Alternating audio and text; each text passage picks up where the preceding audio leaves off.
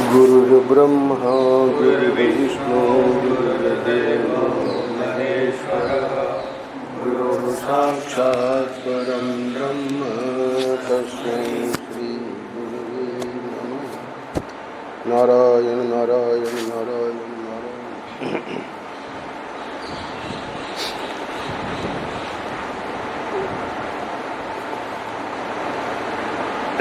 सत्य की खोज में ग्रंथ का नाम है।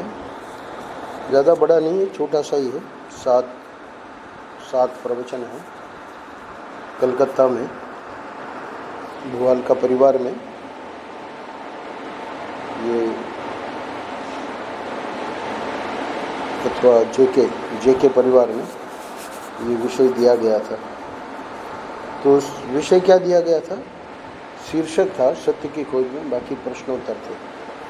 तो 1984 जनवरी से प्रवचन महाराष्ट्र ने बंद कर दिए थे, तो लोगों के प्रश्नों को इकट्ठा कर लिया जाता था और सत्य की खोज में से संबंधित यानी अध्यात्म संबंधित प्रश्नों के उत्तर हैं।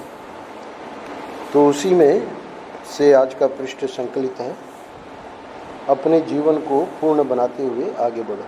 परम पूज्य महाराज ने वहाँ जो प्रवचन किए थे, तो स्वाभाविक है उद्योगपति वगैरह कलकत्ता के जो और भी विद्वान महाराज की सभा में श्रोताओं में सभी प्रकार के लोग होते थे। तो बहुत बड़े उद्योगपति के घर में ये हो रहा है सत्संग का कार्यक्रम, तो स्वयं सरला बिरला बीके बिरला ये लोग भी पहुंचते थे।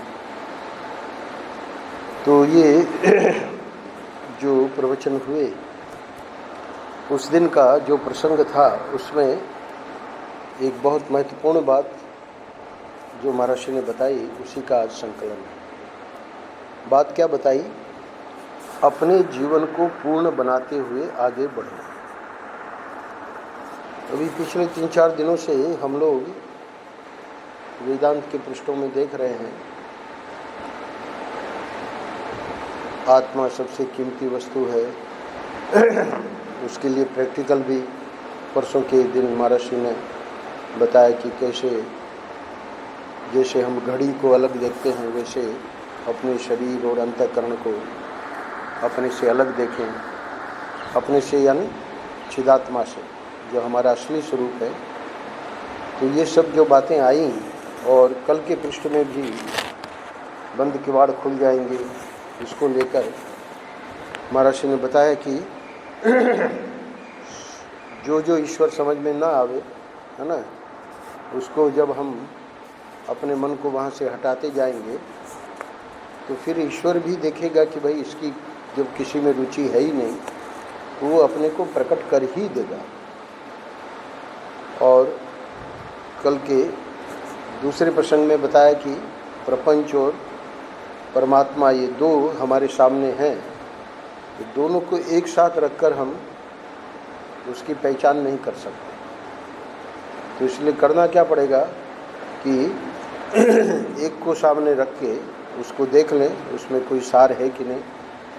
तो प्रपंच को देख लिया, सब स्वार्थ का है, तो वहाँ से मन को हटाओ, और परमात्मा जो हमारे असली हितैषी हैं, हर क्षण हमारे साथ रहते हैं, हम भले उनको भूल जाएं, वे हमको नहीं भूलते। तो ऐसे परमात्मा को जब हम अपने जीवन में लावेंगे, तो अंत में बताया कल कि एक साधन दृष्टि है और एक फल दृष्टि है। तो फल दृष्टि है यानी परमात्मा को तुम पहचान लोगे, और परमात्मा को जब पहचानोगे तो ये भी पता लगेगा कि वो जो प्रपंच है, जिससे पहले वैराग्य कराया गया है ना, वो भी तो परमात्मा का ही स्वरूप है। सियाराम में सब जग जाने। और वो कब पता लगेगा? जब वैसी स्थिति में हम पहुँचेंगे साधना करके। तो अभी जो है साधन दृष्टि है, तो साधन दृष्टि में क्या करना है ये आज का पृष्ठ है। देखो, सवेरे उठो और आज शाम तक क्या क्या करना है उसकी एक सूची तैयार कर लो। ठीक है, सूची तैयार कर ली। अब तैयार करने के बाद कार्य करने हैं। तो अब जब कार्य करें तब क्या कह रहे हैं, जब जो भी काम करो एक को दूसरे में मत मिलाओ। तो सूची बना ली, आज सुबह से लेके शाम तक क्या करना है। अब जब करना शुरू किया तो सूत्र दे रहे हैं कि जब जो भी काम करो एक को दूसरे में मत मिलाओ। जो भी काम करो उसमें महत्व बुद्धि डाल दो। क्योंकि सूची किसकी बनाई, जो हमारे महत्वपूर्ण कार्य हैं। कोई गप लगाने है और इधर हमको ये मोबाइल में ये देखना है वो देखना है, ये सब तो सूची में था नहीं। वो तो पहले से ही उससे हम छुटकारा चाह रहे हैं। तो अब जब जो सूची बनाई है, ये भागवत का अध्ययन करेंगे, है ना, ध्यान करेंगे, जप करेंगे, तो अब यहाँ सूत्र है, जब जो भी काम करो एक को दूसरे में मत मिलाओ। क्या अर्थ हुआ? तो जप में जो मंत्र चल रहा है उस मंत्र में अपने को मिलाना है। होता क्या है, माला तो कर में फिरे, है ना, और मनवा फिरे। कबीर ने कहा कि सब जगह। ये तो जप नहीं है। उसी को बता रहे महाराज कि जब जो भी काम करो एक को दूसरे में मत मिलाओ। तो शुरू शुरू में तो ये मुश्किल है, पर धीरे धीरे जब हम प्रयास करेंगे कि हमारी वृत्ति जो है वो उस मंत्र के अर्थों में लगे, है ना, तब ये बात बनेगी। जो भी काम करो उसमें महत्व बुद्धि डाल दो। अभी महत्व बुद्धि नहीं है तो चाय तैयार है ना, ठंडी हो जाएगी तो जल्दी जब करके, तो महत्व बुद्धि चाय में है। जो भी काम करो उसमें महत्व बुद्धि डाल दो कि सबसे बढ़िया काम यही है। जब चाय पी रहे हैं तो उस समय सबसे बढ़िया काम यही है। कौन सा? चाय पीने का। और चलो ये बात तो पकड़ में आ गई, उसका अभ्यास करना पड़ेगा। अभी तो मिलाते रहते हैं, काम कुछ कर रहे हैं और सोच कुछ रहे हैं। और अब प्रश्न है कि वो जो काम हम कर रहे हैं उसका उद्देश्य क्या है।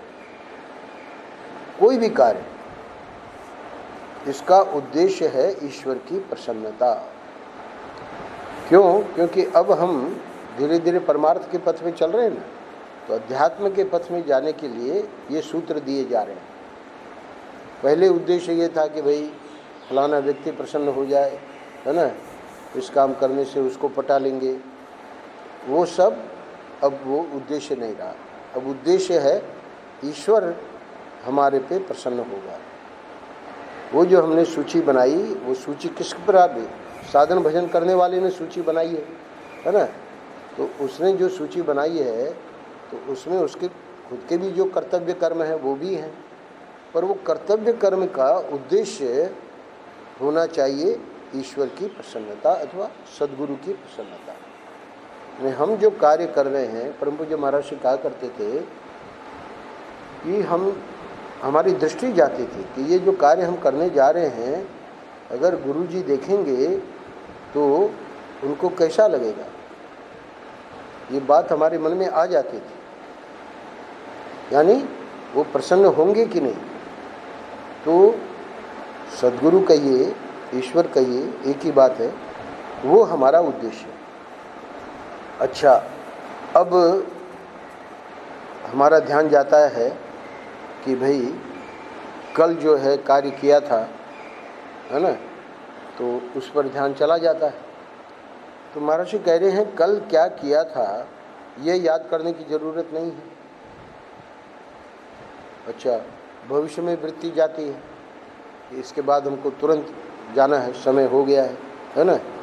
ये आजकल हम कोशिश कर रहे हैं कि भाई 6:15 बजे पूरा हो जाए शिव जी की स्तुति का। जैसे 5:30 बजे मंगला आरती का समय है, जैसे शिव जी की स्तुति का भी समय होना चाहिए। तो 6:15 बजे ये पूरा हो जाना चाहिए, है ना। तो इसके बाद क्या करेंगे ये भी याद करने की ज़रूरत नहीं है। यानी जब अभ्यास करोगे तो अपने आप वो आधा घंटे का जो समय है या 35 मिनट का जो समय है उसमें पूरा हो जाएगा, अभ्यास करते करते।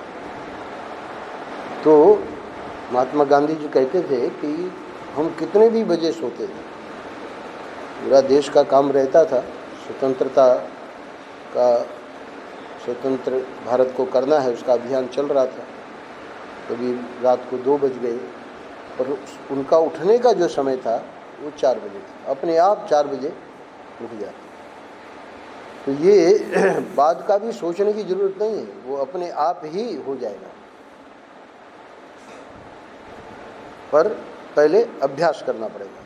तो इसके बाद क्या करेंगे ये भी याद करने की ज़रूरत नहीं है। इस समय अपना संपूर्ण मनोयोग वर्तमान कर्म में जोड़ दो।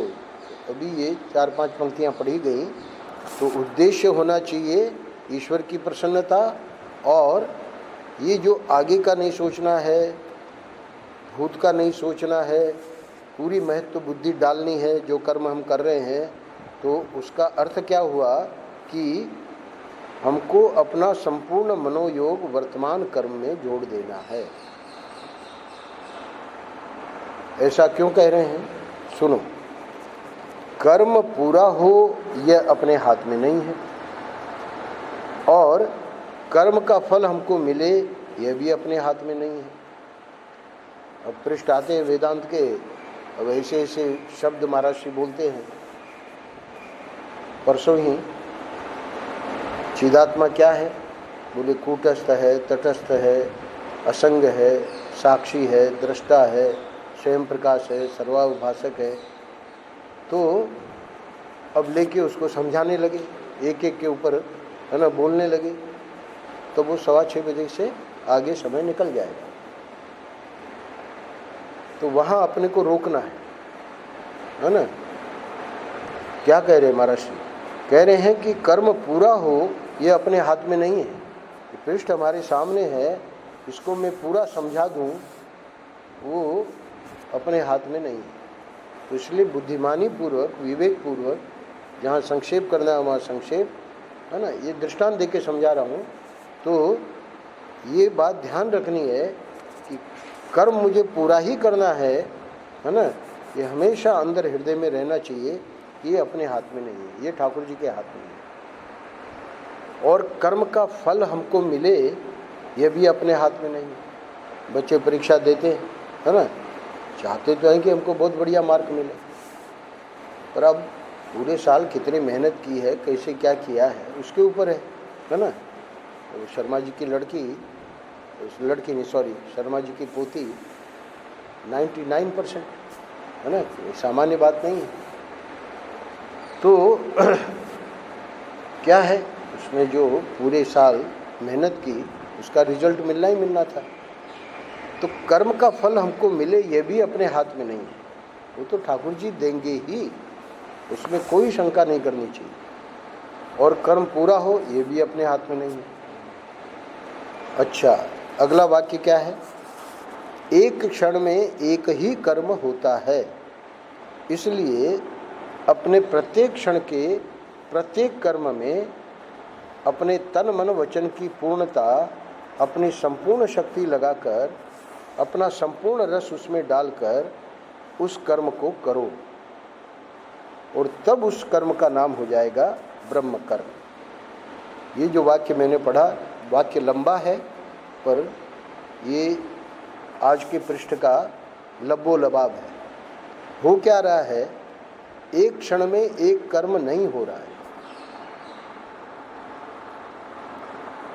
एक क्षण में एक ही कर्म होता है। इसलिए अपने प्रत्येक क्षण के प्रत्येक कर्म में अपने तन मन वचन की पूर्णता, अपनी संपूर्ण शक्ति लगाकर, अपना संपूर्ण रस उसमें डालकर उस कर्म को करो, और तब उस कर्म का नाम हो जाएगा ब्रह्म कर्म। ये ब्रह्म कर्म जो गीता के 4थे अध्याय का 24वां श्लोक है, श्लोक आप सब लोगों को ध्यान में है। ब्रह्मार्पणम ब्रह्महवि ब्रह्माग्नो ब्रह्मणाहुतम ब्रह्मैव तेन गंतव्यम ब्रह्म कर्म समाधिना। तो कर्म ही ब्रह्म हो जाए, ये तो इस श्लोक में ठाकुर जी बता रहे हैं किसके लिए? जिन्होंने वो स्थिति प्राप्त कर ली, जिनको अपना लक्ष्य प्राप्त हो गया है, परमेश्वर का साक्षात्कार हो गया है, उसकी स्थिति बता रहे हैं।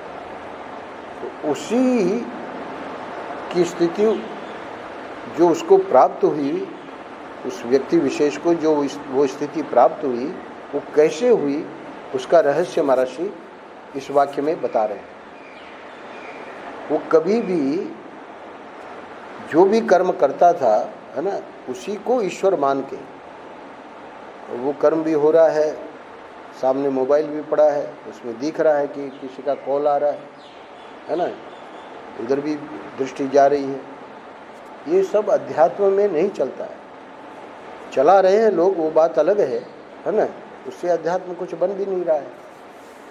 तो इसलिए ब्रह्म कर्म जो है, ये 4:24 जो है, वो किसको प्राप्त हुआ?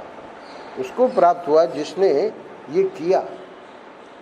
एक क्षण में एक ही कर्म वो करता था, है ना, और प्रत्येक क्षण में प्रत्येक क्षण के प्रत्येक कर्म में अपने तन मन वचन की पूर्णता, अपनी संपूर्ण शक्ति लगाकर, अपना संपूर्ण रस उसमें डालकर, यानी उसमें आनंद आ रहा है। क्योंकि जो कर्म हम कर रहे हैं उसमें हम रस नहीं डाल पा रहे हैं, इसलिए वो दूसरा हमने उपकरण रख रखा है जो हमारे रस का विषय है। तो इसलिए अध्यात्म की उन्नति नहीं हो पा रही। करपात्री जी महाराज ने कहा ना, ऐसा चिंतन हो ठाकुर जी का, है ना, अब बस वही जो है, और कुछ अच्छा लगे ही नहीं। ध्याय तो विषयान पुंसय हो यही रहा है। संसार का चिंतन करते करते करते करते उसमें इतना रस आ गया कि अब ये जो बता रहे हैं महात्मा लोग या शास्त्र, उसमें कोई रुचि ही नहीं है। उससे होना क्या है? कुछ नहीं होना, है ना, ये बात पक्की है मन में। तो जिसने पहले से ही निश्चय बना रखा है कि इसमें कुछ नहीं होना है ना, तो वो ये ब्रह्म कर्म एक जन्म क्या हजारों जन्म में नहीं बना पाएगा, है ना। तो इसलिए ये कोई आज का पृष्ठ हम तो पढ़ के निकाल देंगे, कितनी ज़्यादा से ज़्यादा 2-3 मिनट लगेगी पढ़ने में। पर इसमें ये जो 4:24 यहाँ यानी दे रहे हैं जेके हाउस में प्रवचन महाराष्ट्र, परंतु वहाँ क्या संस्कार देने जा रहे हैं वहाँ ध्यान जाना चाहिए। इसलिए वेदांत के पृष्ठों में इस पृष्ठ को क्यों लिया गया? क्योंकि ये जो ब्रह्मार्पणम ब्रह्म हवि श्लोक है, ये जीवन मुक्त महापुरुष का सहज कर्म है।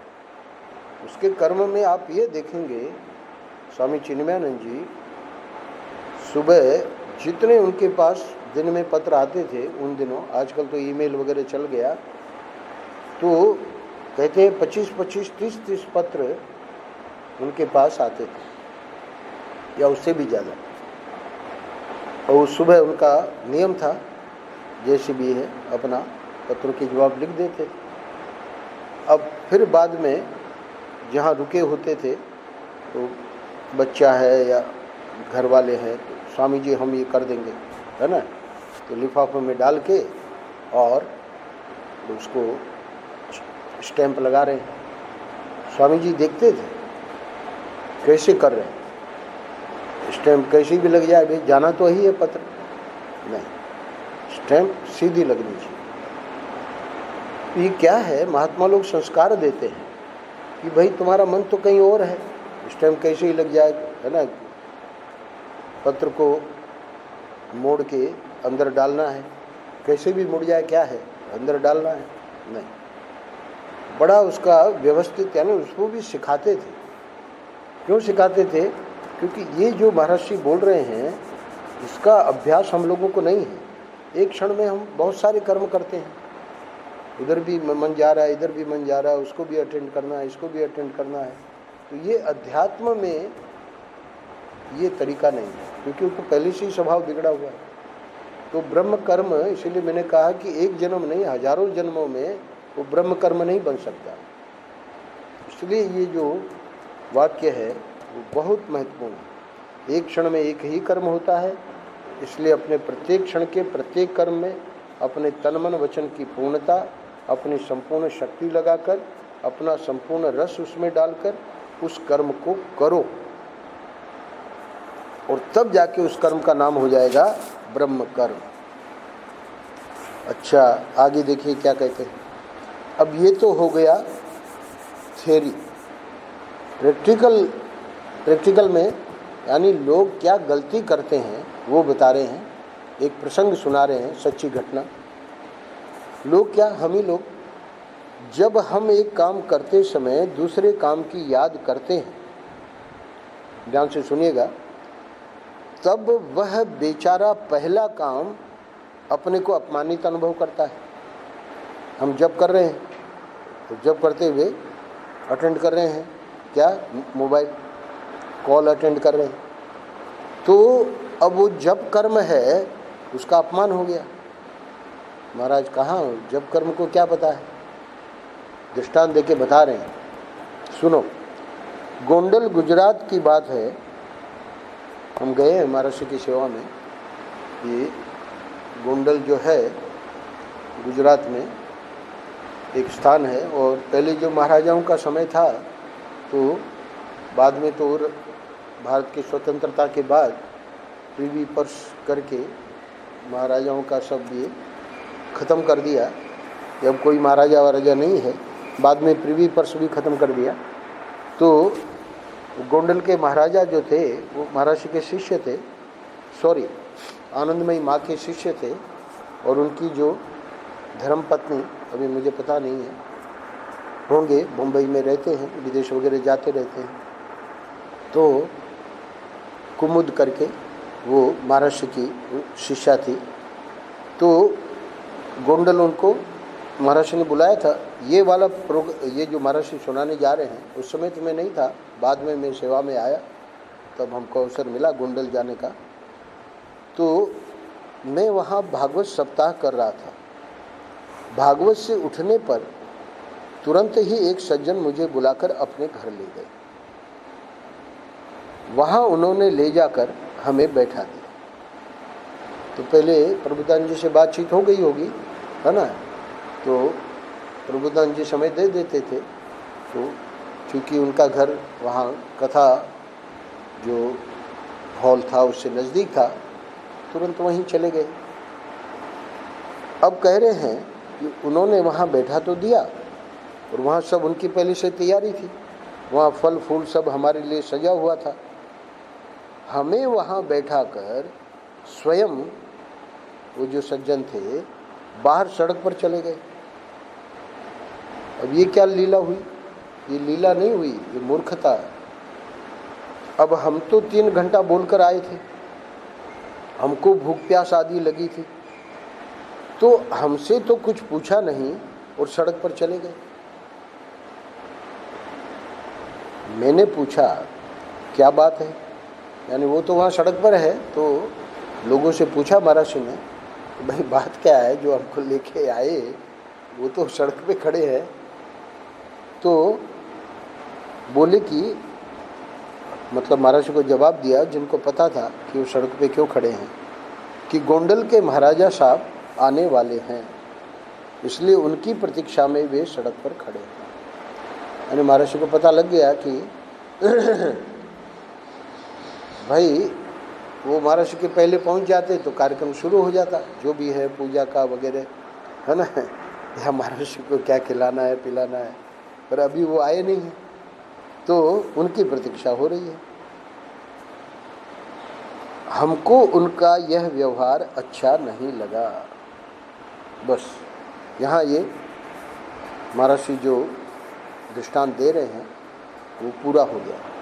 महाराज ने क्या कहा, जब हम एक काम करते समय दूसरे काम की याद करते हैं, तब वह बेचारा पहला काम अपने को अपमानित अनुभव करता है।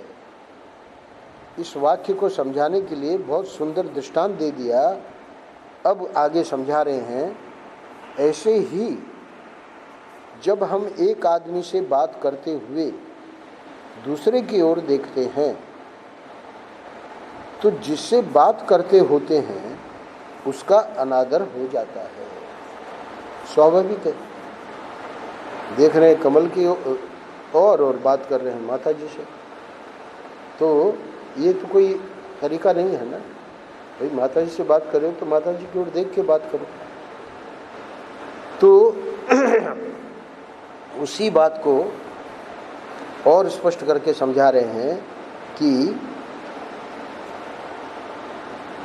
जिससे बात करते होते हैं उसका अनादर हो जाता है। कब?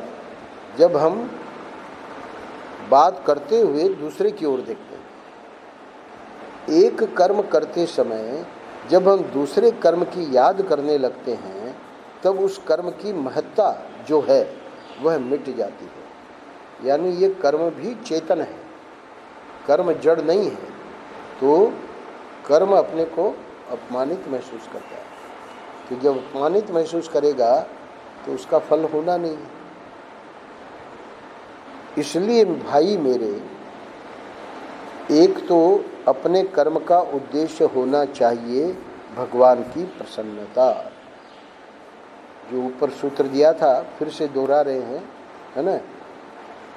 जो भी हमारा कर्म है उसका उद्देश्य ईश्वर की प्रसन्नता। एक बात, भगवान की प्रसन्नता ऐसा क्यों कह रहे हैं बार बार? माने संपूर्ण विश्व की प्रसन्नता। ईश्वर ही ये विश्व बना हुआ है। तो भगवान की प्रसन्नता, भगवान की प्रसन्नता अथवा सद्गुरु की प्रसन्नता, ये शब्द जो प्रयोग किए जाते हैं अध्यात्म में, तो इसका बड़ा गहरा अर्थ है। ईश्वर को प्रसन्न कर लिया या सद्गुरु को प्रसन्न कर लिया तो सद्गुरु तो ये विश्व क्या है? वो हमारे गुरु महाराज ही हैं। ये विश्व क्या है? ये ईश्वर ही सब बना हुआ है। तो अगर ये प्रसन्न हो गए, अलग से विश्व को प्रसन्न करने की जरूरत नहीं है। बहुत बहुत बहुत एक एक जो वाक्य है ना, बहुत गहराई में है। किसी के लिए यह कर्म हानिकारक नहीं होना चाहिए। वे कब प्रसन्न होंगे? जब वो देखेंगे कि बड़ी दक्षता से वो कर्म किया जा रहा है। भगवान ने भक्त के गुणों का 12वें अध्याय में बताया है कि ज्ञानी भक्त में क्या क्या गुण हैं। 8 श्लोकों में, 12वें अध्याय के 20 ही श्लोक है 12वें अध्याय में, अंतिम 8 श्लोकों में बताया कि मेरा भक्त जो है अनपेक्ष सुचिर दक्ष उदासीनो गतव्यथ है, सर्वारंभ परित्यागी यो मद भक्त समय प्रिय। मेरा भक्त जो है वो दक्ष होता है। ऐसा नहीं कि भक्त में कोई है ना ज्ञान ही नहीं है, कभी कुछ कर देता है कभी कुछ कर देता है, ऐसा नहीं है। ज्ञानी भक्त के बारे में भगवान कहते हैं वो किसी से अपेक्षा नहीं रखता, वो पवित्र रहता है। बहुत सारी बातें गिनाई हैं, है ना, 33 के करीब वहाँ गुण गिनाए हैं। अनपेक्ष सुचिर दक्ष है, दक्ष होता है। क्या कह रहे हैं यहाँ पर? किसी के लिए वह कर्म हानिकारक नहीं होना चाहिए। बहुत ध्यान दे के व्यक्ति कर रहा है, देख रहा है कि भाई इससे उसको हानि या उसको कष्ट पहुँचेगा, कर्म नहीं करेगा। सबके लिए सुखदायी होना चाहिए। तो ये जो बातें बता रहे हैं महर्षि, उसका अर्थ क्या हुआ? अर्थात हमारे कर्म का उद्देश्य पवित्र होना चाहिए। और दूसरी बात, कर्म करते समय, है ना, यानी ऊपर के जो 2 सूत्र थे उसकी व्याख्या यहाँ कर दी। भगवान की प्रसन्नता की व्याख्या हो गई। अब दूसरी बात क्या थी? कर्म करते समय प्रत्येक कर्म में पूर्ण रस का अनुभव होना चाहिए। एक बार फिर से उसको दोहरा दिया। दोहराते क्यों है? क्योंकि वो पक्का हो जाए कि 2 बातों को नहीं भूलना है। कर्म का उद्देश्य है भगवान की प्रसन्नता भगवान की प्रसन्नता का अर्थ है विश्व की प्रसन्नता। इसका अर्थ है कि किसी को भी उस कर्म से हानि नहीं होनी चाहिए, यानी उस कर्म की संज्ञा हो गई पवित्र कर्म। जहाँ कहीं किसी को हानि पहुँची वो कर्म हो गया अपवित्र। तो इसलिए एक बात तो हमारा कर्म पवित्र होना चाहिए, और दूसरी बात जिसको मुख्य बात बताई, कर्म करते समय प्रत्येक कर्म में पूर्ण रस का अनुभव होना चाहिए, मानो इसी कर्म में भगवान हमारे सामने प्रकट हो रहे हैं। सबरी झाड़ू लगाती थी, आज राम जी आने वाले हैं, है ना। उसी कर्म में हमारे स्वामी ओंकारानंद जी के बारे में कहते हैं, जब वे आए थे तो जब नया व्यक्ति आता है तो जो पुराने लोग सेवा करने वाले होते हैं उनकी दृष्टि में उसका कोई महत्व नहीं। महाराज श्री तो जानते थे, पर वो जो दादा जो मुख्य सेवक थे बड़ी उपेक्षा करते थे। ये गुजराती आया हुआ है ना, कोई उनको महत्व ही नहीं देते थे। और वो तो आए थे गुजरात से, भगवान शंकर ने उनको दर्शन दिया और कहा कि मैं तुमको गुरु रूप से वृंदावन में मिलूँगा। वो गुजरात से वो ओंकारानंद जी, जो भी उम्र रही होगी, समझो 25-26 वर्ष, वो आए। अब उसको इतनी उनकी उपेक्षा की जाती थी। और महाराज जी कहते हैं कि जब हम बाहर जे के मंदिर में जहाँ शवनानंद जी रहते हैं, पहले सब कच्चा था, तो बाहर निकलते थे महाराज जी, सुबह थोड़ा सा टहलते थे तो देखते थे कि एकदम सफाई, बहुत बड़ा चौगान है, ऐसा महाराज जी कभी नहीं देखा। पूछा भाई ये कौन कर देता है सफाई? तो बताया गया कि वो गुजराती जो आया है ना। यानी देखिए भाव, देखिए तो कर्म करते समय प्रत्येक कर्म में पूर्ण रस का अनुभव होना चाहिए। यानी उनका हृदय कैसा रहा होगा कि हमारे महाराज जी को प्रसन्नता होगी, है ना। साक्षात शिव जी ने जिनके लिए कहा कि मैं तुमको गुरु रूप से मिलूंगा, है ना, उनके लिए किया जा रहा है। तो पूर्ण रस का अनुभव करते थे वे स्वयं, और इसलिए धीरे धीरे धीरे धीरे उनकी सेवा से प्रसन्न होकर, है ना, देखिए बाद में वही गुजराती लड़का जिसको एकदम दुत्कार दिया जाता था, आश्रम का महंत बना। और महंत भी कोई सामान्य महंत नहीं, है ना, बिल्कुल आदर्श महंत। मानो इसी कर्म में भगवान हमारे सामने प्रकट हो रहे हैं। अंत में महर्षि कह रहे हैं, आनंद डालते चलो, भगवान को प्रसन्न करते चलो, भगवान को प्रसन्न करते चलो, रसास्वादन करते चलो। बस भक्त के लिए अब कुछ है ही नहीं, दूसरा ये सब बवाल, है ना। बस भगवान है और भक्त है।